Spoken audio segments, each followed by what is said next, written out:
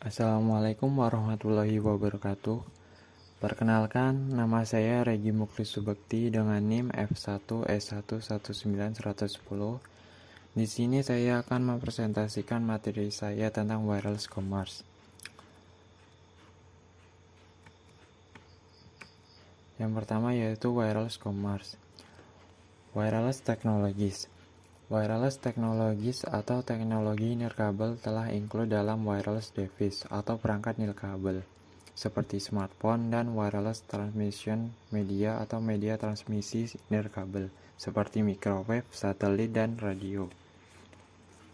Keuntungannya yaitu tidak perlu pakai kabel, dapat dipakai di berbagai perangkat mobil dan elektronik, lalu memiliki kecepatan transfer data yang konsisten, dan dapat diaplikasikan pada jaringan yang lebih luas. Selanjutnya, wireless device dan wireless transmission media. Wireless device memberikan 3 keuntungan utama untuk pengguna. Yang pertama yaitu ukuran yang kecil cukup mudah untuk dibawa dan dipakai. Lalu memiliki daya komputasi yang cukup untuk melakukan tugas-tugas produktif. Dan dapat berkomunikasi secara nirkabel dengan internet dan perangkat lain.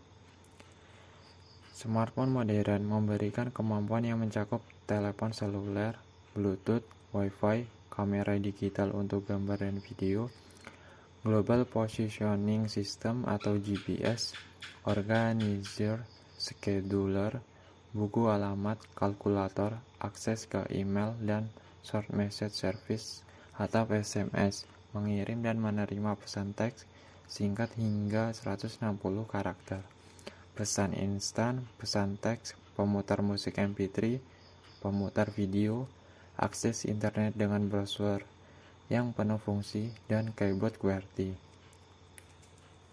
Wireless transmission media. Media nirkabel atau media siaran mengirimkan sinyal tanpa kabel. Jenis-jenis utama dari nirkabel media adalah microwave, satelit, radio, dan inframerah. Kemudian microwave. Sistem transmisi microwave mengirimkan data melalui gelombang elektromagnetik. Sistem ini digunakan untuk volume tinggi, jarak jauh, line of sight communication. Line of sight maksudnya bahwa pemancar dan penerima berada dalam satu pandangan satu sama lain. Transmisi microwave hanya menawarkan solusi yang terbatas untuk kebutuhan data komunikasi, terutama untuk jarak yang sangat jauh. Selain itu, transmisi microwave juga rentan gangguan lingkungan selama cuaca buruk seperti hujan lebat dan badai salju. Meskipun data sistem komunikasi microwave jarak jauh masih banyak digunakan dan kemudian digantikan oleh sistem komunikasi satelit. Lalu ada satelit. Sistem transmisi satelit menggunakan satelit komunikasi. Saat ini ada 3 jenis satelit mengitari bumi, yaitu geostasioner atau GEO, kemudian medium earth orbit atau MEO, dan low earth orbit atau LEO. Setiap jenis memiliki orbit yang berbeda, dengan GEO menjadi yang terjauh dari bumi dan LEO yang terdekat. 2 aplikasi utama satelit. Yang pertama yaitu Global Positioning System atau GPS. Adalah sistem nirkabel yang menggunakan satelit yang memungkinkan user mengetahui posisi dirinya atau orang lain di muka bumi ini. Dalam operasinya, GPS juga didukung oleh 24 satelit jenis MEO yang tersebar di seluruh penjuru dunia. Kemudian transmisi internet melalui satelit adalah memungkinkan user mengakses internet melalui satelit jenis GEO dari antena yang terpasang di rumah atau di lokasi user berada. Lalu ada radio. Transmisi radio menggunakan frekuensi radio untuk mengirim dan menerima data secara langsung antara keduanya melalui pemancar. Keunggulan dari radio yaitu pertama bisa dengan mudah melewati suatu dinding yang normal.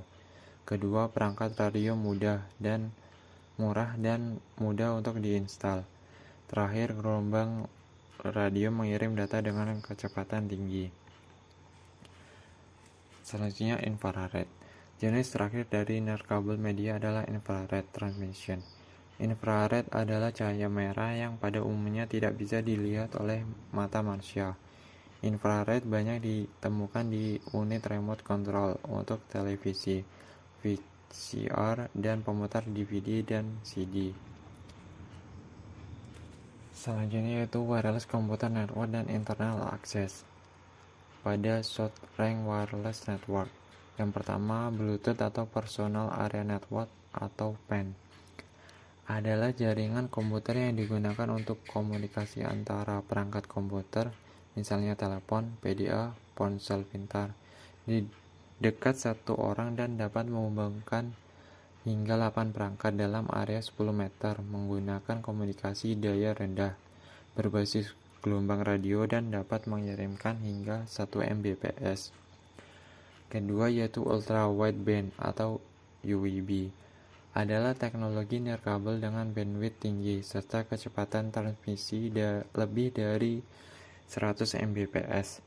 Kecepatan yang sangat tinggi ini membuat UWB pilihan yang baik untuk aplikasi seperti streaming multimedia dari katakanlah sebuah komputer pribadi ke televisi. Dan yang ketiga yaitu Near Field Communication atau NFC adalah sebuah teknologi terbaru dalam perpindahan data berbasis teknologi RFID Radio Frequency Identification yang menggunakan konektivitas tanpa kabel sehingga sangat memungkinkan komunikasi data. Selanjutnya, wireless computer network and internal access pada medium range wireless network. Jaringan nirkabel jarak menengah adalah jaringan familiar pada kehidupan sehari-hari, yaitu jaringan area lokal nirkabel atau WLAN. Medium range wireless network terbagi menjadi dua, yaitu yang pertama wireless fidelity atau Wi-Fi atau nirkabel fidelity atau Wi-Fi. Ialah WLAN jarak menengah seperti jaringan sebuah kabel LAN tapi tanpa kabel. Yang kedua yaitu wireless mesh networking atau WMN adalah jaringan yang menggunakan multiple Wi-Fi access point untuk membuat jaringan wireless WAN yang dapat menjadi cukup besar. WMN dapat dibentuk dengan banyak cara dari segi topologi. Umumnya menggunakan topologi ad hoc, bus, ring, and star. Kemudian pada Wide Area Wireless Network adalah WAN nirkabel yang menyambungkan user ke internet dalam cakupan wilayah geografik suatu negara. Yang terbagi menjadi dua. Yang pertama yaitu cellular radio, yaitu salah satu bentuk dari pancaran gelombang radio yang juga bisa menjadi suatu bentuk komunikasi dua arah melalui gelombang radio sebagai penghantarnya. Yang kedua yaitu wireless broadband. Wireless broadband atau biasa dikenal dengan WiMAX adalah wireless yang mempunyai jarak akses sampai 31 mil. Berbeda dengan Wi-Fi yang hanya mempunyai jarak 3000 kaki. WiMAX juga mempunyai kecepatan transfer dan menerima data sampai 75 Mbps. Selanjutnya yaitu mobile commerce.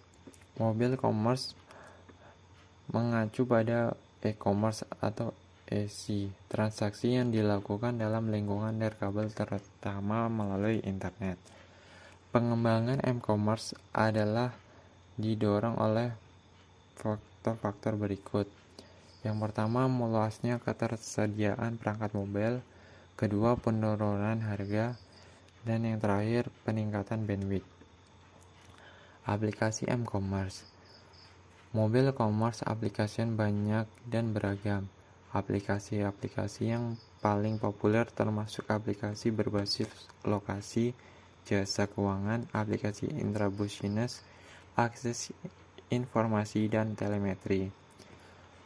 Yang pertama yaitu location based application and service, kedua financial service, ketiga intrabusines application, keempat accessing information, kelima, telemetry application. Wireless security. Terdapat 4 security, yaitu Rogue Access Point adalah titik akses tidak sah ke jaringan nirkabel.